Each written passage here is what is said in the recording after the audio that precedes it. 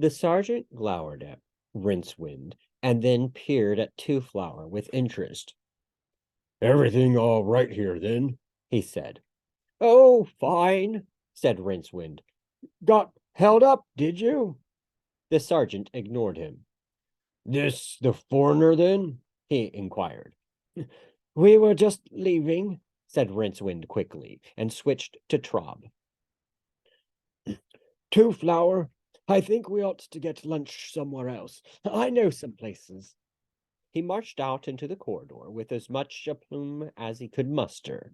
Two Flower followed, and a few seconds later there was a strangling sound from the sergeant as the luggage closed its lid with a snap, stood up, stretched, and marched after them.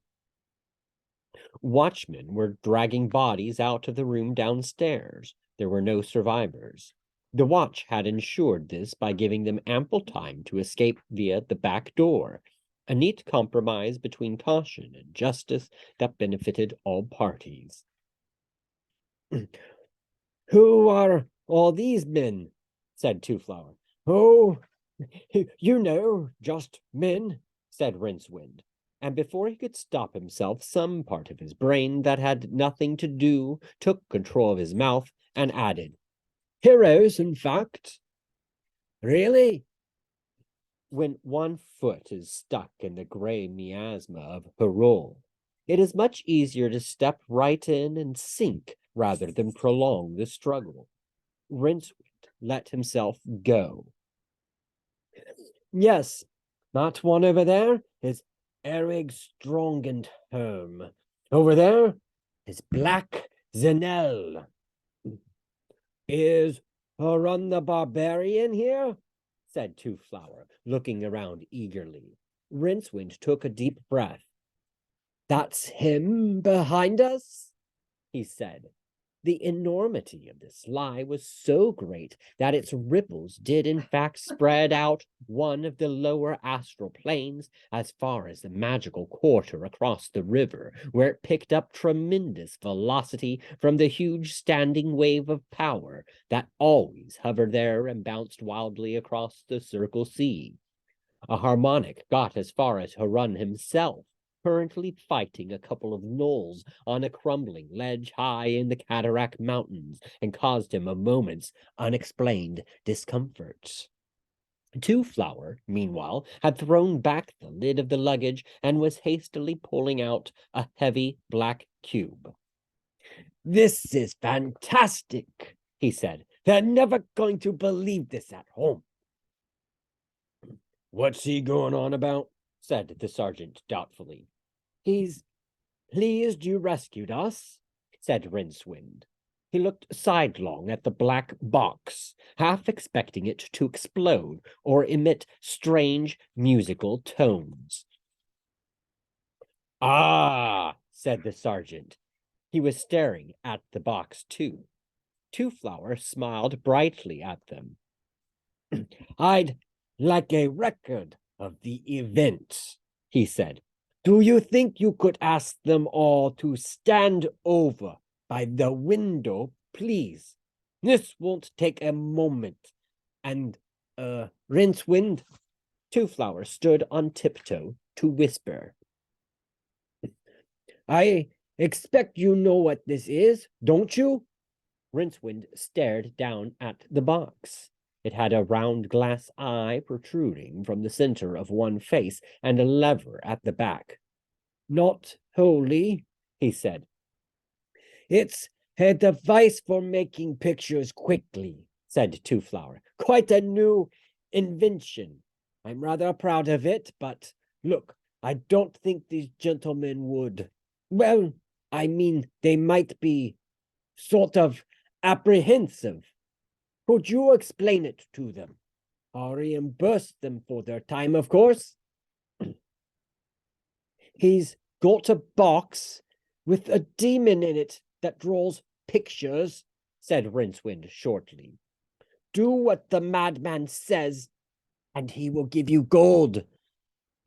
The watch smiled nervously. I'd like you in the picture, Rincewind. That's fine. Two-Flower took out the golden disc that Rincewind had noticed before, squinted at its unseen face for a moment, muttered, 30 seconds should about do it, and said brightly, Smile, please. Smile, rasped Rincewind. There was a whir from the box. Right. High above the disc, the second albatross soared, so high, in fact, that its tiny, mad orange eyes could see the whole of the world and the great, glittering, girdling circle sea. There was a yellow message capsule strapped to one leg. Far below it, unseen in the clouds, the bird that had brought the earlier message to the patrician of Ankh-Morpork flapped gently back to its home. Rincewind looked at the tiny square of glass in astonishment. There he was, all right, a tiny figure in perfect color, standing in front of a group of watchmen whose faces were each frozen in a terrified rictus. A buzz of wordless terror went up from the men around him as they craned over his shoulder to look. Grinning, Two-Flower produced a handful of the smaller coins. Rincewind now recognized as Quarter Rhinu. He winked at the wizard. I had similar problems when I stopped over in the Brown Islands, he said. They thought the iconograph steals a bit of their souls. Laughable, isn't it? Yarg, said Rincewind. And then, because somehow that was hardly enough to keep up his side of the conversation, he added, I don't think it looks very like me, though. It is easy to operate, said Two-Flower, ignoring him. Look, all you have to do is press this button. The iconograph does the rest. Now, I'll just stand over here next to Huron, and you can take the picture. The coins quietened the men's agitation in the way that gold can. And Rincewind was amazed to find half a minute later that he was holding a little glass portrait of Two-Flower wielding a huge notched sword and smiling as though all his dreams had come true. They lunched at a small eating house near the Brass Bridge, with the luggage nestling under the table. The food and wine, both far superior to Rincewind's normal fare, did much to relax him. Things weren't going to be too bad, he decided. A bit of invention and some quick thinking, that was all that was needed. Two-Flower seemed to be thinking too. Looking reflectively into his wine cup, he said, Tavern fights are pretty common around here, I expect. Oh, fairly. No doubt fixtures and fittings get damaged. Oh, I see. You mean like benches and whatnot? Yes, I suppose so. That must be upsetting for the innkeepers. I've never really thought about it. I suppose it must be one of the risks of the job. Two-Flower regarded him thoughtfully. I might be able to help there, he said. Risks are my business. I say, this food is a bit greasy, isn't it? You did say you wanted to try some typical Morporkian food, said Rincewind. What was that about risks? Oh, I know all about risks. They're my business. I thought that was what you said. I didn't believe it the first time either. Oh, I don't take risks. About the most exciting thing that happened to me was knocking some ink over. I assess risks day after day.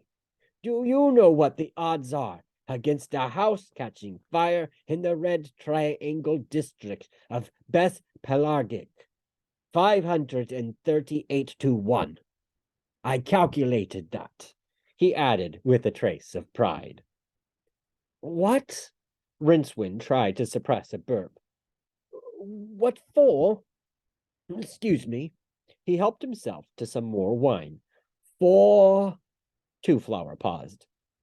I can't say it in Trob, he said. I don't think the Betrobi have a word for it. In my language, we call it, he said, a collection of outlandish syllables. Insurance,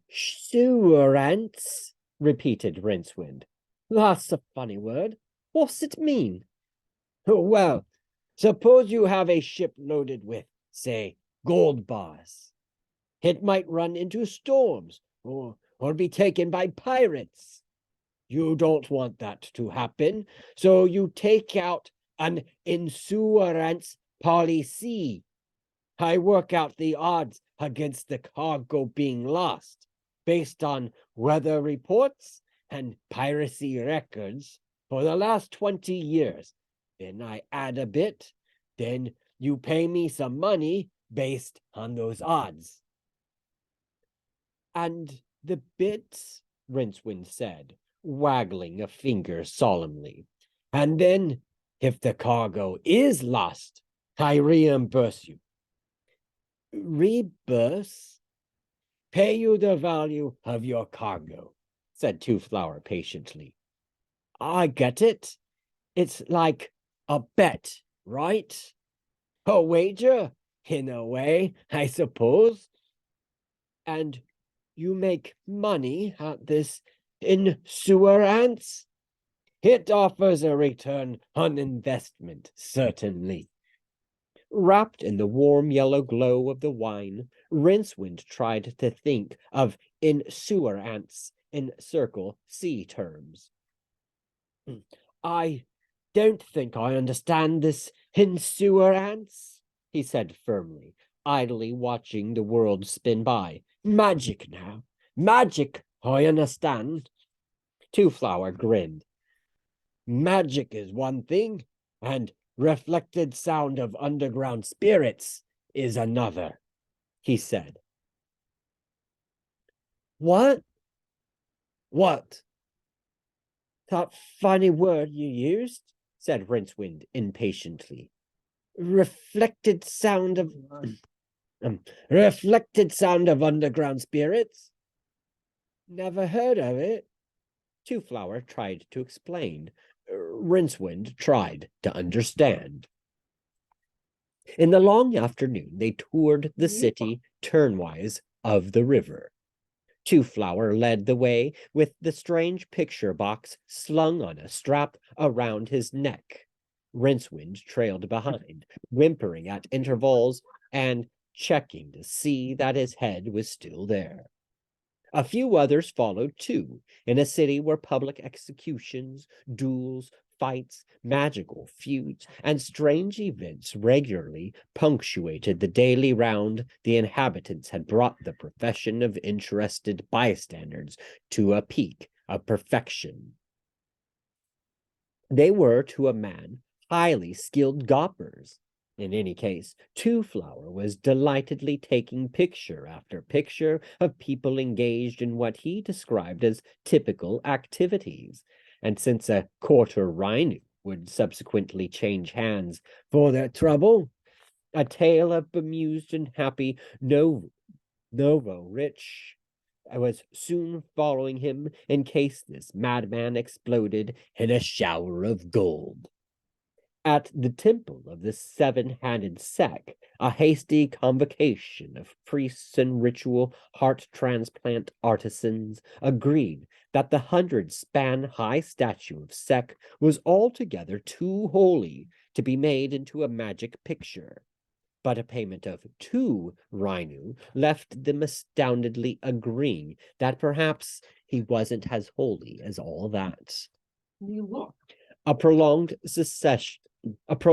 session at the Whore Pits produced a number of colorful and instructive pictures, a number of which Rincewind concealed about his person for detailed perusal in private.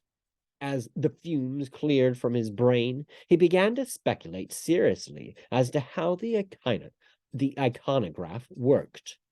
Even a failed wizard knew that some substances were sensitive to light. Perhaps the glass plates were treated by some arcane process that froze the light that passed through them. Something like that, anyway. Rincewind often suspected that there was something somewhere that was better than magic. He was usually disappointed. However, he soon took every opportunity to operate the box. Two-Flower was only too pleased to allow this, since that enabled the little man to appear in his own pictures. It was at this point that Rincewind noticed something strange. Possession of the box conferred a kind of power on the wielder, which was that anyone confronted with the hypnotic glass eye would submissively obey the most peremptory orders about stance and expression. It was while he was thus engaged in the plaza of Broken Moons that disaster struck. Two-Flower had posed alongside a bewildered charm seller, his crowd of new-found admirers watching him with interest in case he did something humorously lunatic. Rincewind got down on one knee, the better to arrange the picture, and pressed the enchanted lever. The box said, "It's no good. I've run out of pink." A hitherto unnoticed door opened in front of his eyes. A small, green, and hideously warty humanoid figure leaned out, pointed at a color-encrusted palette in one clawed hand, and screamed at him. "No pink, see?" screeched the homunculus. "No good you going on pressing the lever when there's no pink, is there? If you wanted pink, you shouldn't have took all those pictures of young ladies, should you? It's monochrome from now on, friend, all right?"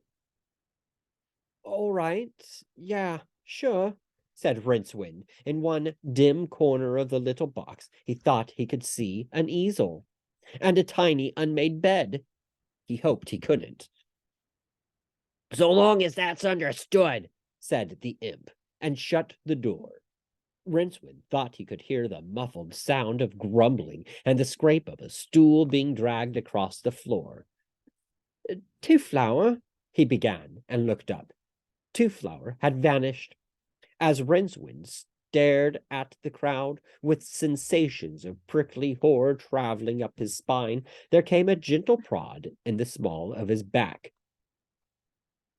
"Turn without haste," said a voice like black silk, "or kiss your kidneys goodbye." The crowd watched with interest. It was turning out to be quite a good day. Rincewind turned slowly, feeling the point of the sword scrape along his ribs. At the other end of the blade, he recognized Stryn Withel, thief, cruel swordsman, disgruntled contender for the title of worst man in the world. "Hi," he said weakly. A few yards away, he noticed a couple of unsympathetic men raising the lid of the luggage and pointing excitedly at the bags of gold. Withel smiled and made an unnerving effect on his scar-crossed face. "I know you," he said, "a gutter wizard. What is that thing?" Rincewind became aware that the lid of the luggage was trembling slightly, although there was no wind, and he was still holding the picture box. "It makes pictures," he said brightly. "Hey, just hold that smile, will you?" He backed away quickly and pointed the box. For a moment, Withel hesitated. "What?" he said. "That's fine. Just hold it just like that," said Rincewind. The thief paused, then growled and swung his sword back. There was a snap and a duet of horrible screams. Rincewind did not glance around for fear of the terrible things he might see, and by the time Withel looked for him again, he was on the other side of the plaza and still accelerating. The albatross descended in wide, slow sweeps that ended in an undignified flurry of feathers and a thump as it landed heavily on its platform in the patrician's bird garden. The custodian of the birds, dozing in the sun and hardly expecting a long-distance message so soon after this morning's arrival, jerked to his feet and looked up. A few moments later, he was scuttling through the palace's corridors, holding the message capsule and, owing to carelessness brought on by surprise, sucking at the nasty beak wound on the back of his hand.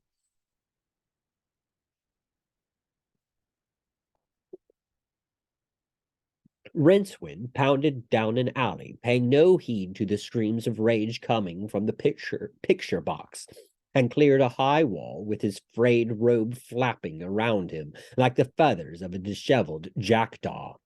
He landed in the forecourt of a carpet shop, scattering the merchandise and customers, dived through its rear exit, trailing apologies, skidded down another alley, and stopped, teetering dangerously, just as he was about to plunge unthinkingly into the Ankh. There are said to be some mystic rivers, one drop of which can steal a man's life away. After its turbid passage through the twin cities, the Ankh could have been one of them. In the distance, the cries of rage took on a shrill note of terror. Rincewind looked around desperately for a boat, or a handhold up the sheer walls on either side of him. He was trapped. Unbidden, the spell welled up in his mind. It was perhaps untrue to say that he had learned it. It had learned him. The episode had led to his expulsion from Unseen University because, for a bet, he had dared to open the pages of the last remaining copy of the creator's own grimoire, the Octavo, while the university librarian was otherwise engaged.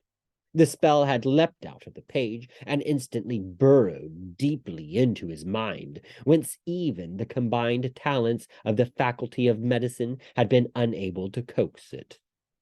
Precisely which one it was, they were also unable to ascertain, except that it was one of the 8 basic spells that were intricately interwoven with the very fabric of time and space itself. Since then, it had been showing a worrying tendency when Rincewind was feeling run down or especially threatened to try to get itself said. He clenched his teeth together, but the first syllable forced around itself around the corner of his mouth. His left hand raised involuntarily, and as the magical force whirled him around, began to give off octarine sparks. The luggage hurtled around the corner, its several hundred knees moving like pistons. Rincewind gasped. The spell died unsaid. The box didn't appear to be hampered in any way by the ornamental rug draped roguishly over it, nor by the thief hanging by one arm from the lid. It was, in a very real sense, a dead weight. Farther along the lid were the remains of 2 fingers, owner unknown. The luggage halted a few feet from the wizard, and after a moment retracted its legs. It had no eyes that Rincewind could see, but he was nevertheless sure that it was staring at him, expectantly. "Shoo!" he said weakly. It didn't budge, but the lid creaked open, releasing the dead thief. Rincewind remembered about the gold. Presumably, the box had to have a master. In the absence of Two-Flower, had it adopted him? The tide was turning, and he could see debris drifting downstream in the yellow afternoon light toward the river gate, a mere 100 yards downstream. It was the work of a moment to let the dead thief join them. Even if it was found later, it would hardly cause comment, and the sharks in the estuary were used to solid, regular meals. Rincewind watched the body drift away and considered his next move. The luggage would probably float. All he had to do was wait until dusk and then go out with the tide. There were plenty of wild places downstream where he could wade ashore, and then, well, if the patrician really had sent out word about him, then a change of clothing and a shave should take care of that. In any case, there were other lands, and he had a facility for languages. Let him but get to Chimera, or Gonem, or Akalpon, and a half-dozen armies couldn't bring him back. And then wealth, comfort, security. There was, of course, the problem of Two Flower. Rincewind allowed himself a moment's sadness. It could be worse, he said by way of farewell. It could be me. It was then he tried to move that he found his robe was caught on some obstruction. By craning his neck, he found that the edge of it was being gripped firmly by the luggage's lid. "Ah, Gorful," said the patrician pleasantly. "Come in, sit down. Can I press you to a candied starfish?" "I am yours to command, master," said the old man calmly, "save perhaps in the matter of preserved echinoderms." The patrician shrugged and indicated the scroll on the table. "Read that," he said. Gorful picked up the parchment and raised one eyebrow slightly when he saw the familiar ideograms of the Golden Empire. He read in silence for perhaps a minute, and then turned the scroll over to examine minutely the seal on the obverse. "You are famed as a student of empire affairs," said the patrician. "Can you explain this?" "Knowledge in the matter of the empire lies less in noting particular events than in studying a certain cast of mind," said the old diplomat. "The message is curious, yes, but not surprising. This morning, the emperor instructed," the patrician allowed himself the luxury of a scowl, "instructed me, Gorful, to protect this Two-Flower person. Now it seems I must have him killed. You don't find that surprising?"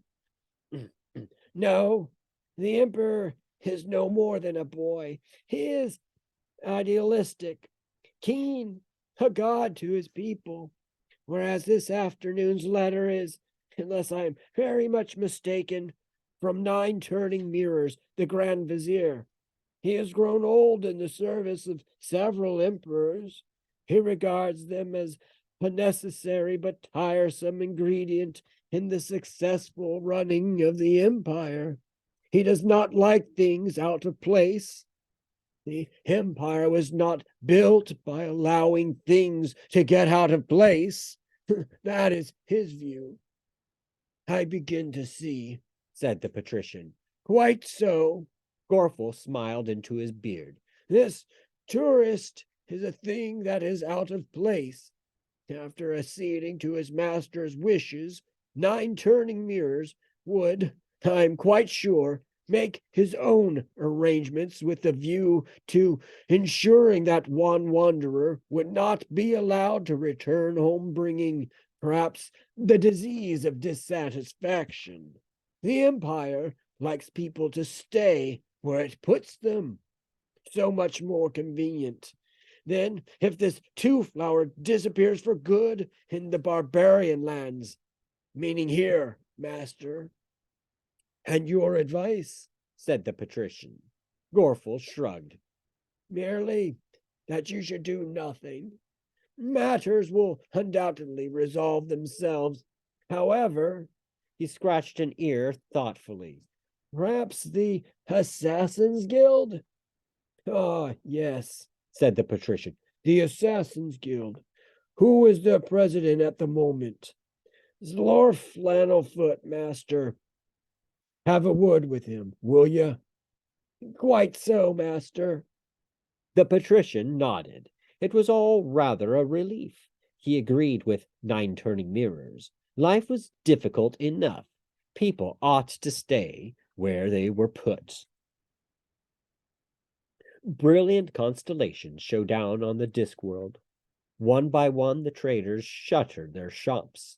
One by one, the ganefs, thieves, fine wirers, whores, illusionists, backsliders, and second-story men awoke and breakfasted. Wizards went about their polydimensional affairs. Tonight saw the conjunction of two powerful planets, and already the air over the magical quarter was hazy with early spells. Look, said Rincewind, this isn't getting us anywhere. He inched sideways. The luggage followed faithfully, lid half open and menacing.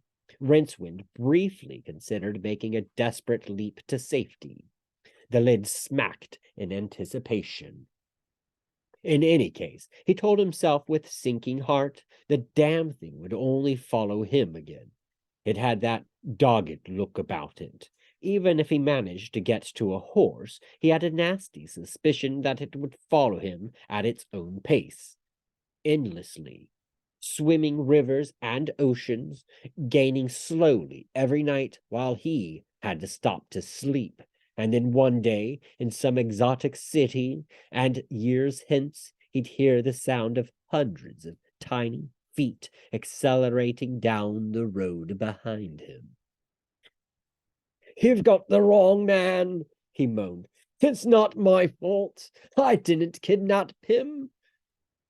The box moved forward slightly. Now there was just a narrow strip of greasy jetty between Rincewind's heels and the river. A flash of precognition told him that the box would be able to swim faster than he could. He tried not to imagine what it would be like to drown in the Ankh. It won't stop until you give in, you know, said a small voice conversationally. Rincewind looked down at the iconograph, still hanging around his neck. Its trapdoor was open, and the homunculus was leaning against the frame, smoking a pipe and watching the proceedings with amusement. I'll take you in with me, at least, said Rincewind through gritted teeth. The imp took the pipe out of his mouth. What did you say? He said. I said I'll take you in with me, damn it. Suit yourself. The imp tapped the side of the box meaningfully. We'll see who sinks first. The luggage yawned and moved forward a fraction of an inch. Oh, all right, said Rincewind irritably, but you'll have to give me time to think. The luggage backed off slowly. Rincewind edged his way back onto reasonably safe land and sat down with his back against a wall. Across the river, the lights of Ankh City glowed. You're a wizard, said the picture imp. You'll think of some way to find him. Not much of a wizard, I'm afraid. You can just jump down on everyone and turn them into worms, the imp added encouragingly, ignoring his last remark. No, turning to animals is an 8th level spell. I never even completed my training. I only know one spell. Well, that'll do. I doubt it, said Rincewind hopelessly. What does it do then? Can't tell you. Don't really want to talk about it, but frankly, he sighed, no spells are much good. It takes 3 months to commit even a simple one to memory, and then once you've used it, poof, it's gone. That's what's so stupid about the whole magic thing. You know, you spend 20 years learning the spell that makes nude virgins appear in your bedroom, and then you're so poisoned by quicksilver fumes and half blind from reading old grimoires that you can't remember what happens next. I never thought of it like that, said the imp. Hey, look, this is all wrong. When Two Flowers said they'd got better kind of magic in the Empire, I thought... The imp looked at him expectantly. Rincewind cursed to himself. Well, if you must know, I thought he didn't mean magic, not as such. What else is there then? Rincewind began to feel really wretched. I don't know, he said. A better way of doing things, I suppose. Something with a bit of sense in it. Harnessing the light, or something. The imp gave him a kind but pitying look.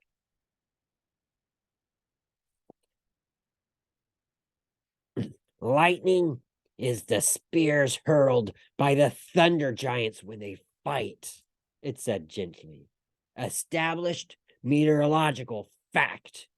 You can't harness it. I know, said Rincewind miserably. That's the flaw in the argument, of course. The imp nodded and disappeared into the depths of the iconograph. A few moments later, Rincewind smelled bacon frying. He waited until his stomach couldn't stand the strain anymore and rapped on the box. The imp reappeared. I've been thinking about what you said, it said before Rincewind could open his mouth. And even if you could get a harness on it, how could you get it to pull a cart? What the hell are you talking about? Lightning. It just goes up and down. You'd want it to go along, not up and down. Anyway, it probably burned right through the harness. I don't care about the lightning. How can I think on an empty stomach? Eat something then. That's logic. How? Every time I move that damn box flexes its hinges at me. The luggage on cue gaped widely. See? It's not trying to bite you, said the imp. There's food in there. You're no use to it starved. Rincewind peered into the dark recesses of the luggage. There were indeed, among the chaos of boxes and bags of gold, several bottles and packages and oiled paper. He gave a cynical laugh, mooched around the abandoned jetty until he found a piece of wood about the right length, wedged it as politely as possible in the gap between the lid and the box, and pulled out one of the flat packages. It held biscuits that turned out to be as hard as diamond wood. Bloody hell, he muttered, nursing his teeth. Captain Eight Panthers Traveler's Digestive. Captain Eight Panthers Traveler's Digestives, then, said the imp from the doorway to his box. Saved many a life at sea, they have. Oh, sure. Do you use them as a raft, or just throw them to the sharks and sort of watch them sink? What's in the bottles? Poison? Water? But there's water everywhere. Why'd he want to bring water? Trust. Trust? Yes, that's what he didn't. The water. Here. See? Rincewind opened a bottle. The liquid inside might have been water. It had a flat, empty flavor with no trace of life. Neither taste nor smell, he grumbled. The luggage gave a little creak, attracting his attention. With a lazy air of calculated menace, it shut its lids slowly, grinding Rincewind's impromptu wedge like a dry loaf. All right, he said. I'm thinking.